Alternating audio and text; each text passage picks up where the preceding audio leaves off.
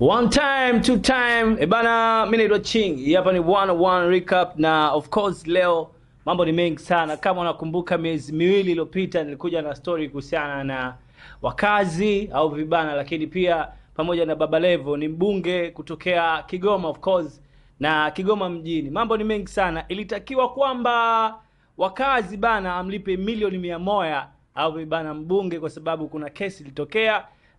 Mbunge akawasilisha kesi mahakamani, mambo akawa mengi sana, lakini baadaye wakazi akaja akaipindua kesi, akasema bana hii kesi lazima isikilizwe upya na nini na nini. Sasa mambo ni mengi.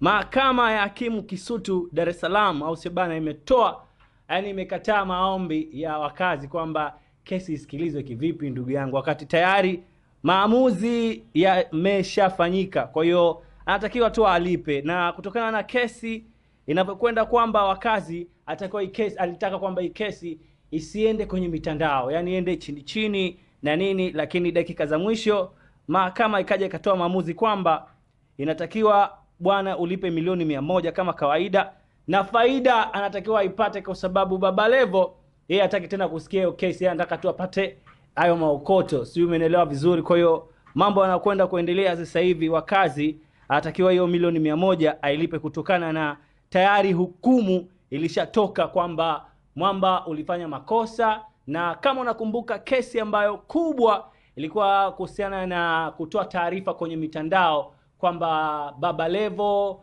amechukua au amebeba simu za watu au amekimbia na simu za watu, wakati taarifa ilikuwa haiko hivyo, na ilikuwa ni upotevu tu wa mzigo kwenye airport na mambo kama mengi. Kwa hiyo tayari tumeshapata uhakika kwamba hata kama unaikimbiaje kesi, lakini dakika za mwisho unatakiwa urudi kwenye point kwamba unatakiwa ulipe milioni 100. Kwa hiyo hatujajua sasa wakazi naye atakuja kupindua vipi kesi, lakini for this time around kwa kesi inavyokwenda kwamba wakazi wa biro au vipi bana anatakiwa amlipe mheshimiwa mbunge Baba Levo shilingi milioni 100 kama kawaida, kutokana na tayari kesi ilishafungwa. Kwa hiyo kama alipindua sasa hivi sio ataipindua vipi?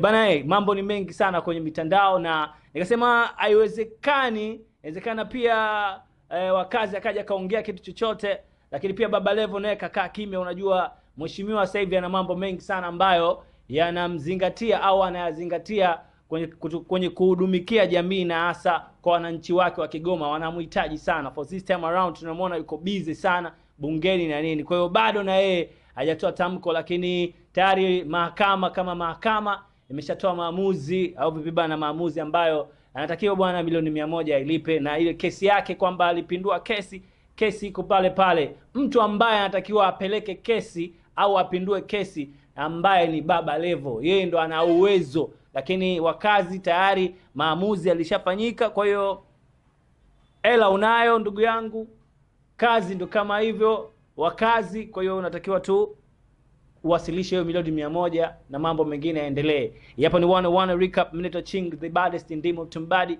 Endelea kutufuatilia kupitia 69 Media Pro, tuko live, lakini pia tuko live kupitia Instagram, pale unatufollow kwa jina la 69 Media TZ, na kuwa fresh kina manoma. Dondosha comment yako, inakuwa ni unyama, alafu inakuwa ubabe ubabani. Sina mengi ya kusema zaidi, tukutane tena wakati mwingine.